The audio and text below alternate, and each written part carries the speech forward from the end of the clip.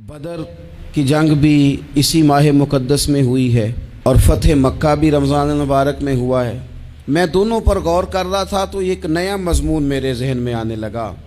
बदर की जो जंग है उसमें भी एक अजीब इनकलाब आया है कि 313 ने 1000 से मुकाबला किया, और जिन 1000 से मुकाबला किया वो असलहे से लैस थे, और ये जो 313 हैं इनके पास 6 ज़िरहें, 8 तलवारें, चंद घोड़े।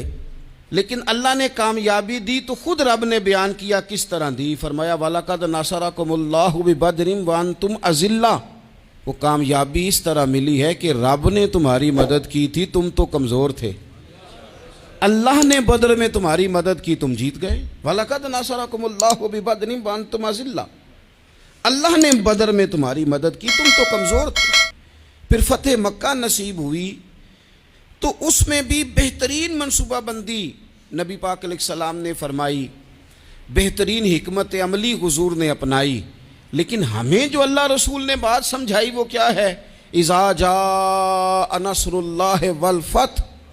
फरमाया जब अल्लाह की मदद आई और फतह नसीब हो गई।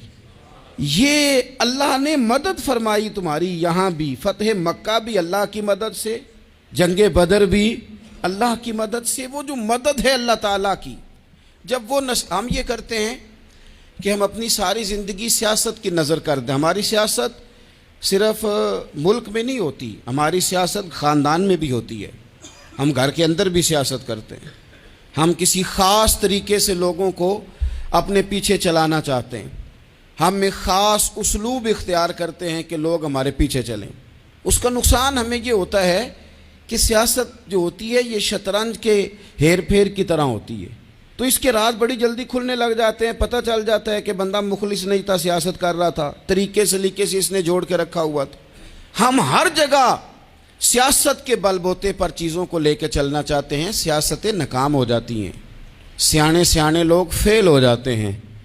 बचता सिर्फ वही है जिसके पीछे रब ताला की मदद शामिल हाल होती है। अपनी ज़िंदगी के अंदर हम जो कुछ भी कर रहे हैं, जिस शोबे से भी हमारा ताल्लुक़ है, आज हमने इस बात पे गौर करना है कि पहले तो ये गौर कर लें कि जो काम हम कर रहे हैं क्या वो काम ऐसा है कि उसमें अल्लाह की मदद हमें मिलेगी। अगर आप कोई माज़अल्लाह नाजायज़ काम कर रहे हैं, फेले हराम का इर्तिकाब कर रहे हैं, तो उसमें तो मदद इलाही आएगी नहीं। पहले तो ये देखें जो कर रहे हैं वो काम मदद इलाही वाला है, और अगर अल्लाह ताला की मदद वाला वो काम है फिर उस पर गौर करें कि क्या हमने मालिक से मदद का सवाल किया है, हमें मदद मुयस्सर आ रही है। वो मैंने बुज़ुर्गों से एक बात सुनी थी, वो बड़ी याद रह गई। वो फरमाया करते थे काबिलियत भी बड़ी चीज़ है लेकिन कबूलियत सबसे बड़ी चीज़ है। काबिल होना भी बड़ी बात है लेकिन ज़्यादा बड़ी बात यह है कि उसकी बारगाह में कबूल भी है कि नहीं। अपनी ज़िंदगी में अल्लाह की मदद की तरफ बढ़ें, मालिक की मदद का हुसूल इख्तियार करने की कोशिश करें।